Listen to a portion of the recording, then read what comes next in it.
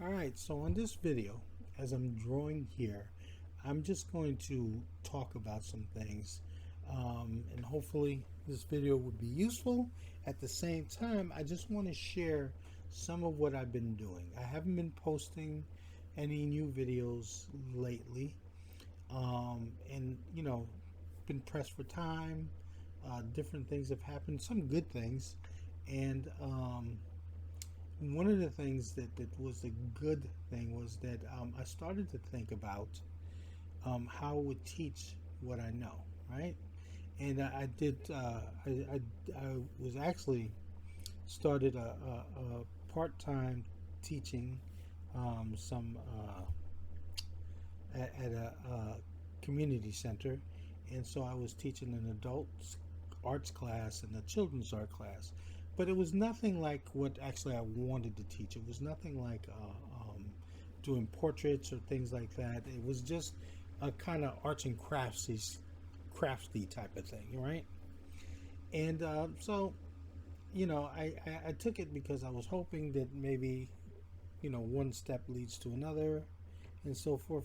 But again, it wasn't what I wanted to do. And right now, right, what happened a short time after that was that I got a call, or I got an email from someone regarding doing a demo for an art group that that they got together, and they wanted me to do a demo for them. So I said this was great. This was actually different because I got to be around people who were interested in perfecting their craft and in pursuing art, and not just like an art craft thing. I mean, there's nothing wrong with having a class with children and do, but it's not just what I wanted to teach. I wanted to teach something else because I feel like I have a lot that I like to do and a lot that I spend my time doing, and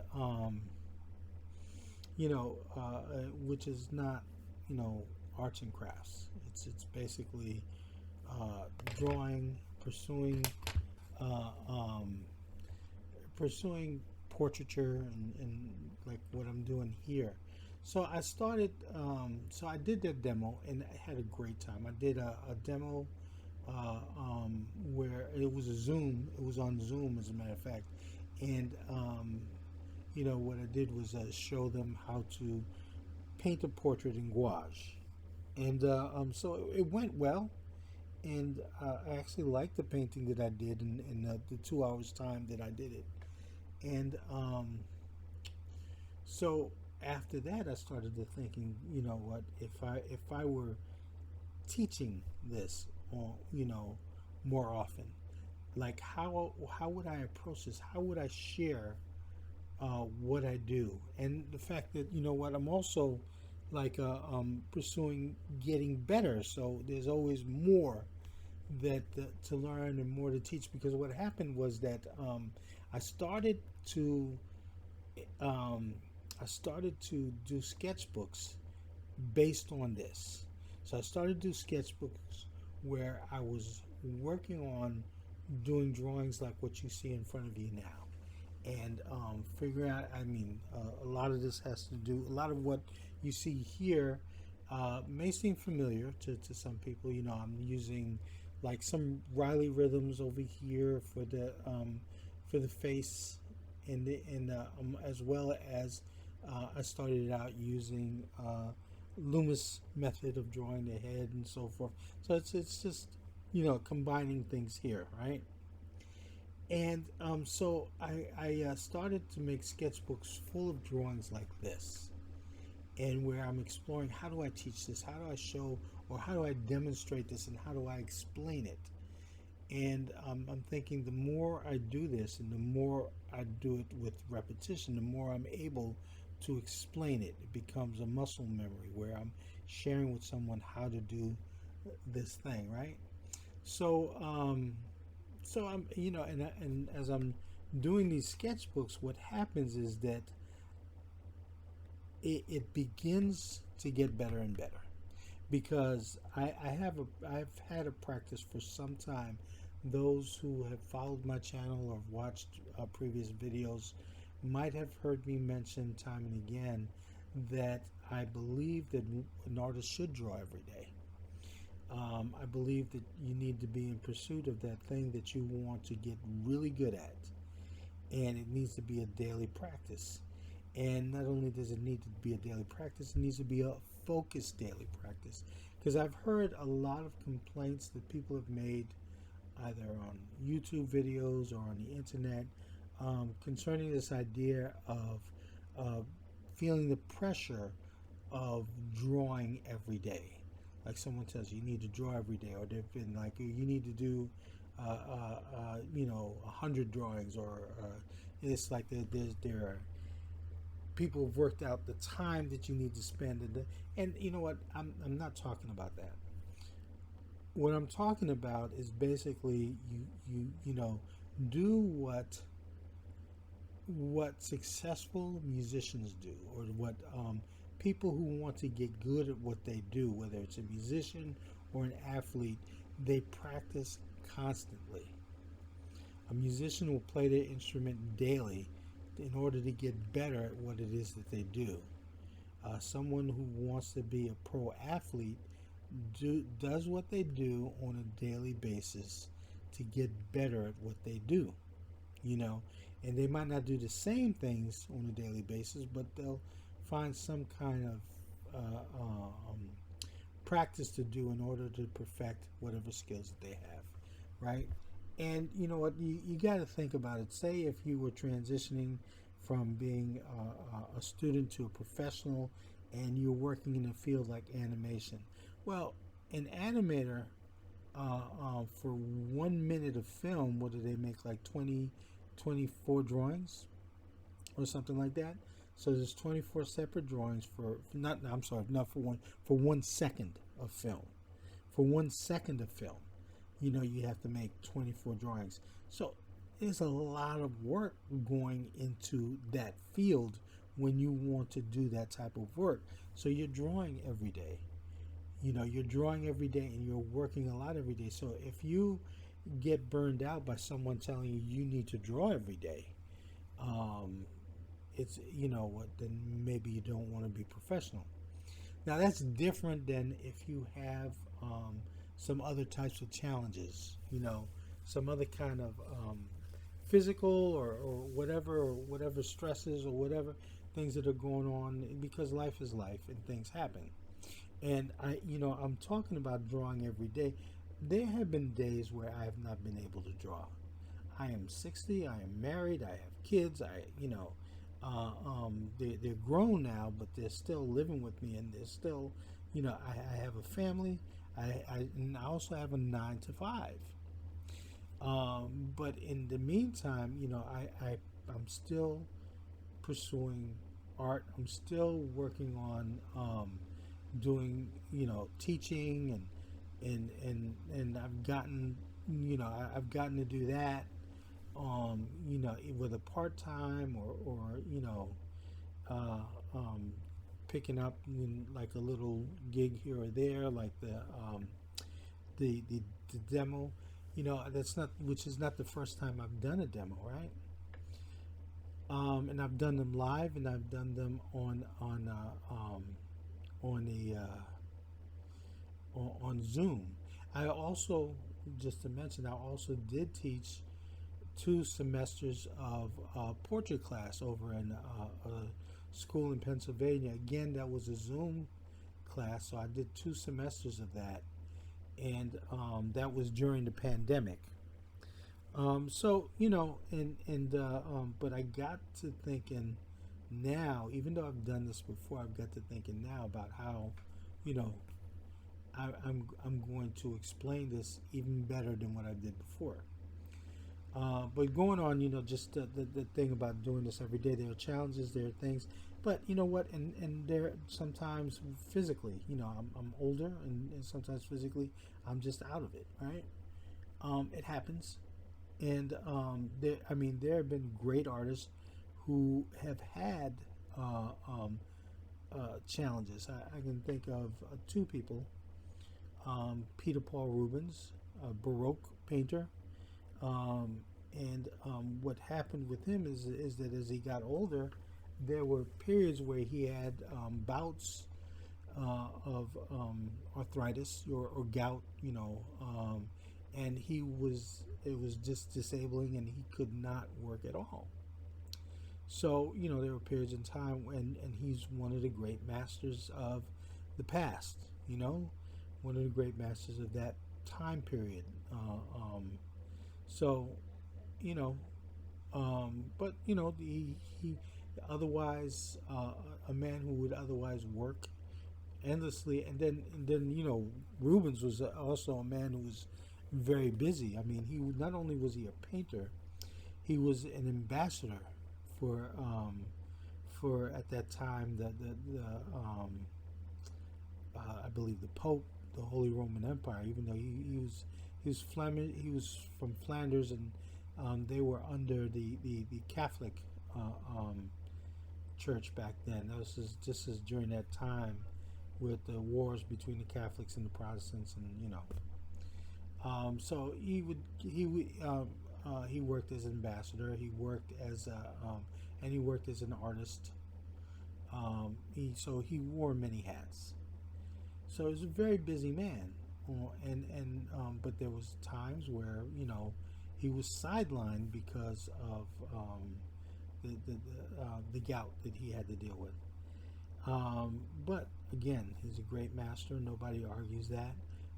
Then you have Renoir. Renoir, one of the Impressionist painters, right?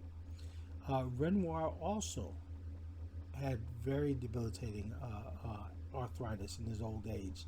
But what Renoir did was that he had his daughters tape the paintbrush to his hand so that he can continue to work through the pain and dealing with the arthritis.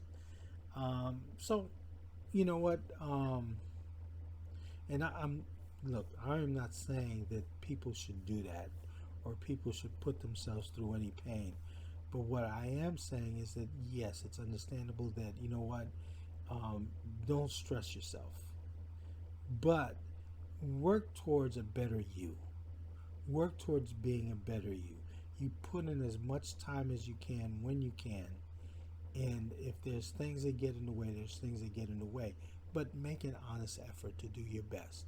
Like I said, there are days where I don't, even though I want to draw, I don't. They're not many, I'll be honest though. I make time for it any way that I can. When I was working 9 to 5, and I'm still working a 9 to 5, there were times where, when my children were younger, and that didn't leave me a lot of time to myself when I got home.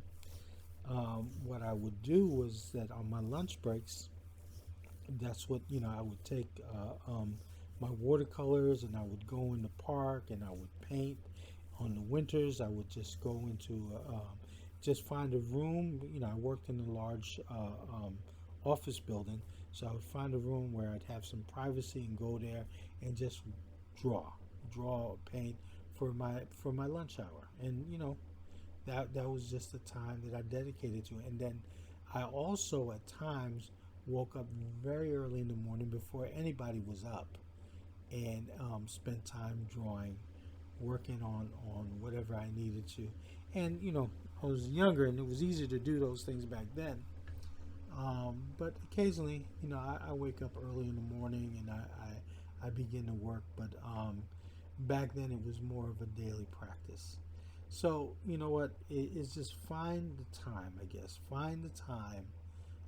Not beating anyone up for or calling anyone uncommitted or whatever, or saying that you're not an artist if you don't do this.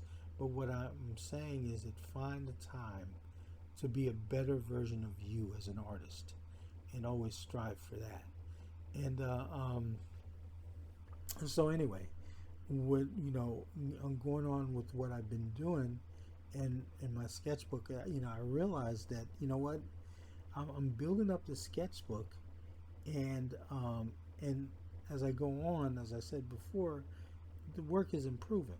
and I'm adding to what I know because I'm also researching it, looking through books, looking at videos, listening to podcasts, because my mind is bent on being better, right?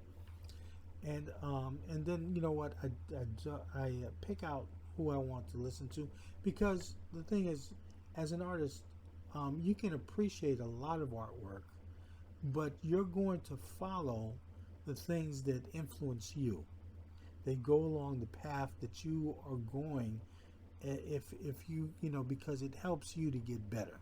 It helps you to converse with someone who's on your same wavelength, that's pursuing things that are similar to what you're pursuing. Because the thing is, it's just like you kind of rub off on each other and get better, and learn from one another, right? So I, I've been pursuing that, adding to these sketchbooks, and I'm saying, gee, you know what? I don't know if teaching positions will come, or what, but what I can do is I can look to making something happen, right? So a while back, I had a Patreon page, right? And it didn't go too well, because what happens is that people would come on and drop off, and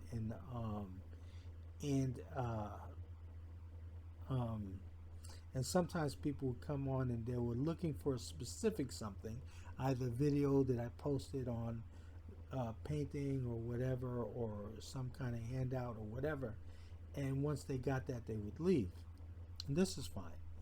But I also, just thinking back, I took stock on how I kept this Patreon page, and that was that it was kind of all over the place. You wouldn't know like what it is that I'm trying to do here. The idea of having a fan page, which basically that's what it looked like, because it was a little bit of everything. It was portraits, there was landscapes, there were drawings, there was paintings, there was fan art, there was comic stuff, there was fine art stuff, there was on and on and on. So it was like all over the map, and I said maybe that's not a good thing. So I thought that if I had to do it over again, I would streamline it and do it about the one thing. One thing. I can do a whole bunch of other things on my own, but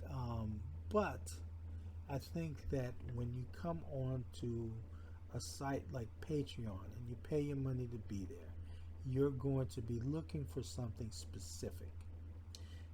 So like I said, I was all over the place. I did traditional media, digital media, and I said, well, you know what? Let me streamline this. Let me be what I want this to be about, was to be an art instructor, right? So I said I was thinking about doing this again, and I'm thinking this time let me start it. Let me build it up the right way. Let me build it up with so people's expectation, when they come onto it, the site would meet or exceed people's expectations. So I'm thinking about doing it again, and what I would like, that if you've come through this far of the video and you've heard me ramble on, thank you, first of all. Second of all, if you're interested in a Patreon page like that, where I'm teaching this, I'm teaching about drawing, I'm teaching about portraiture, and perfecting this this craft, and so I'm going to start it again. I want to start it again. If you're interested, make a comment. Comment down below. Let me know, and I'll give an announcement at some point when I've started that Patreon page again, and so everybody will know when they can when they can join it. So again, it's going to be about drawing. It's going to be about me teaching drawing. And then I know I'm going to have the tier of, you just come and see what's there with some videos, with videos and demos and whatever can be added to it. And also there's some things that I'm totally blind sometimes when it comes to social media. I know that people have messaged me on Instagram, and I didn't know till months later. And I know, and so it was kind of late to really get in touch with people. And I know the current job that I got, I almost didn't get because the person kept trying to message me on Instagram, and I didn't know those messages were there. Now it's different from the person finally reached me and messaged me on Facebook. For some reason, Facebook is a lot easier for me to grasp. So I got to read that message and I got in contact, right? And I interviewed for this job and I got this part-time job, right? And so, but all that is to say that on Patreon there were community tabs, different things that were going on, and I didn't realize that people were trying to get in contact with me and trying to reach me till much later on. So I'm going to enter this time around being a lot more savvy about the platform that I'm using, to reach out. It was kind of like even when I started YouTube, to be honest with you.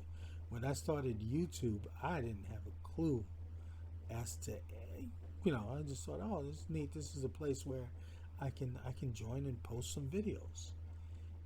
Later on, they after some time, I got an email or something said, oh, congratulations, you can now begin to monetize. I said, oh, monetize? I didn't know you can do that. So, I just didn't know. I was just kind of using social media. I guess I'm just kind of used to the old way of doing things, but when I'm talking about the way people used to go around and whenever you want to promote yourself, you just have a card, a business card, you have postcards with your artwork on it, you send it to people and so forth. So, this social media world was brand new. And it's cool. I've gotten a few jobs because of it, and I'm grateful. But that is, again, of course, to say that this time around, Patreon is going to be a lot different. So, and then I'm also going to, something that worked out pretty well the last time around was that I was able to teach people one-on-one through Zoom sessions. So, I was able to schedule that and schedule some time, and of course I'll have that again. So that's basically it. I mean, I'm going to start doing that. And the good thing is that as you see me drawing here, I had done a previous video, right, of a drawing I did just a couple of weeks ago. And after I did the video, after I did everything, what happened was that when I got ready to post it, I said, wait a minute. I've learned so much since that time that, this video is kind of like almost embarrassing.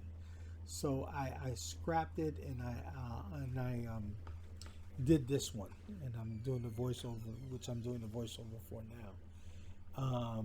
And I said, just something that would be a lot better, reflecting the things that I've learned. And that was just in 2 weeks' time, and it was because basically I was pursuing it, and like I said, pursuing it every day, filling up sketchbooks, and maybe I should do a video just to share the sketchbooks that I've filled up and to show you what I've been working on.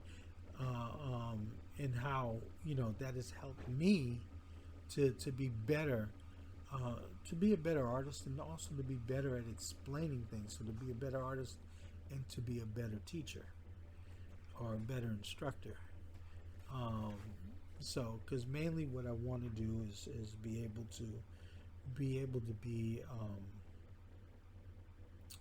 as clear as possible.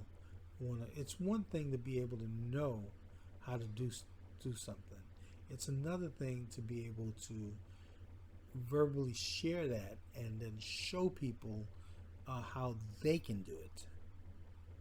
So I wanted to be clear on what it is that I do, so that when it comes time to sharing it with someone else, I can show them. And look, it's been great. It's been great. The sketchbook has been, and it went from doing illustrations to just being committed to that daily practice. Like, I worked out illustrations, I worked out different type of drawings. I did finished pieces based on the things I'd done in my sketchbook. And as I went on, and then I had that demo, I said, well, let me gear this sketchbook specifically towards something. And I guess when I did that, it's almost like I'm 60 years old, like I said before, and it's at this point where I finally realized what a sketchbook is for, and how helpful it is to do the type of things that I've been doing I guess that even with the sketchbook, it's helpful to have a purpose. Like, if you have a sketchbook, why do you have the sketchbook? It's like you come up with a theme for the sketchbook. Like, in the past, some of the things I kept the sketchbook for was that I would read. I love to read. I love Tolkien. I love the Lord of the Rings and the Hobbit and the Silmarillion, and reading through all of his other books, The Fall of Gondor, and so on and so on. Love that fantasy stuff, right? So I kept a sketchbook where I was rereading these books and going through the Tolkien works, and then thinking as I was reading them, I always had since high school, where when I read something, I could always visualize it, and I put it down on paper, and not a full illustration, but just a bunch of sketches of the things I've been reading. And from there, I kept a sketchbook that was Tolkien, a lot of Tolkien stuff, right? I did things like, drawing like this in between that, but I also, I did a lot of drawings based on the things that I've been reading. And so I would sketch the characters, sketch scenes, and so forth. And sometimes I would make finish out illustrations out of those things, right? And so that would be the theme of that sketchbook. And this time around, since, like I said, after I did the demo, the theme of the current sketchbook I'm working on is doing drawings like this and perfecting my craft and so forth. And I've worked out not just drawings like this, where I do like the construction of the head, and but I go beyond this and explain I have pages in my sketchbook where I explain the features, break down the eyes, the nose, the mouth, the ears, and so forth, and dedicate pages of the sketchbook exploring that, as well as how to draw hair, how to make all these things work together. Like, you can't be so focused. Like, if you're drawing a portrait, the portrait that you're drawing is not about that perfect eye or that perfect nose. That perfect nose has to work with all the other perfect stuff around it, the perfect eyes and nose, lips, and so forth. And not saying that I've done anything that's so perfect, but I'm saying that that's what you're working towards. That the head is a unit, and when you break it down, you see that not only is the nose drawn well, but it works well with these eyes next to it that are also drawn well.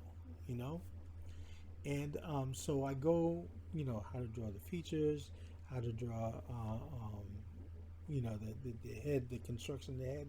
I go into how to draw hair, how to um, how to do the light and dark, to organize the lights and darks, so that you're working out the values in the drawing. So now the drawing looks more realistic, or more, more three dimensional, because you're working with the lights and the darks, right? And you know, uh, um, and so I dedicated to breaking it down and explaining all those different things. And there's no end to because the one thing about drawing a portrait, right?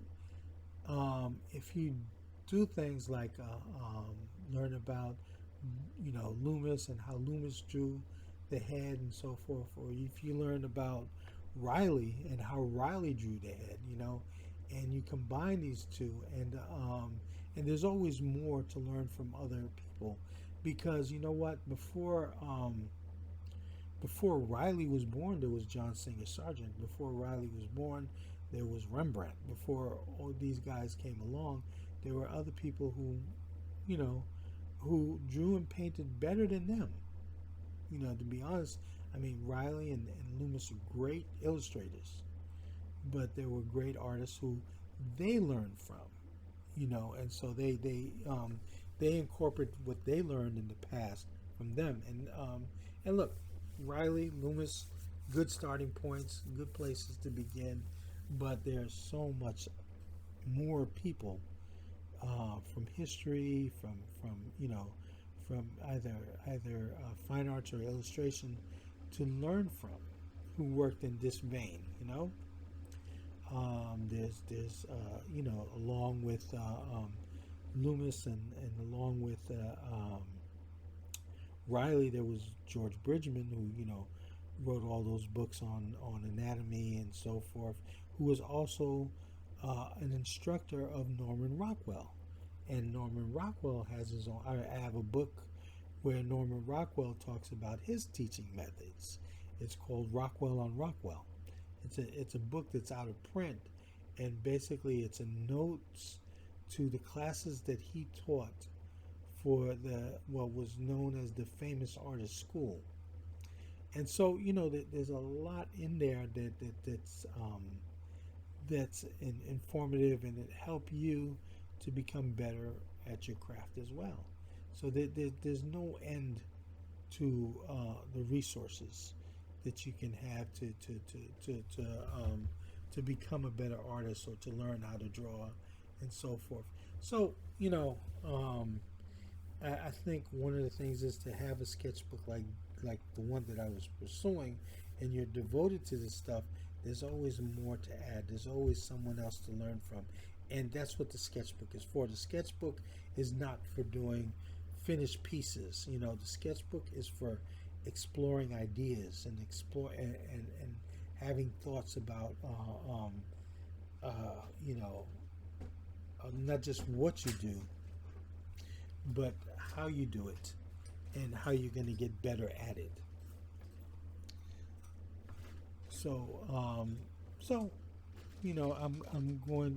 I've been pursuing that, going to continue to pursue that, going to continue to make more sketchbooks like that, and then I'm wanting to teach that, and to be able to share that on Patreon.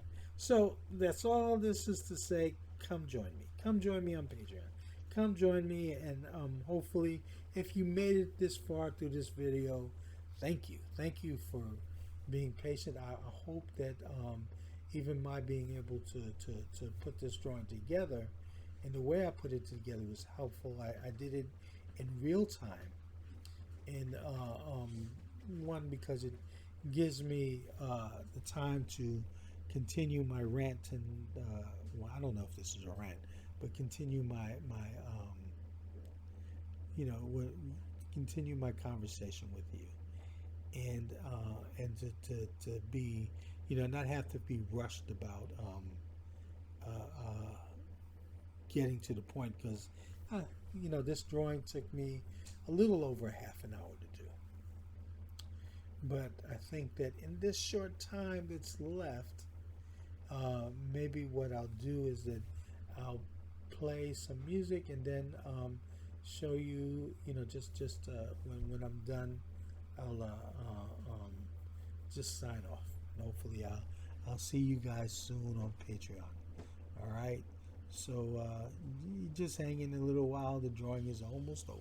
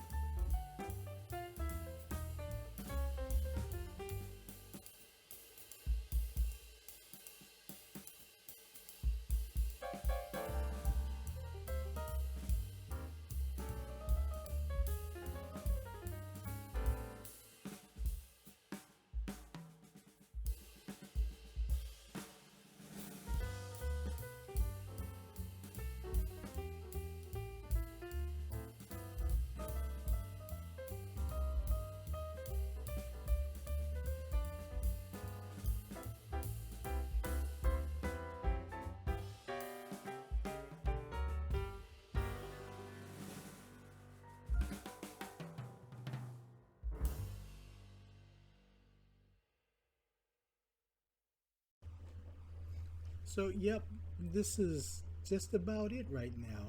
I'm almost through with this drawing.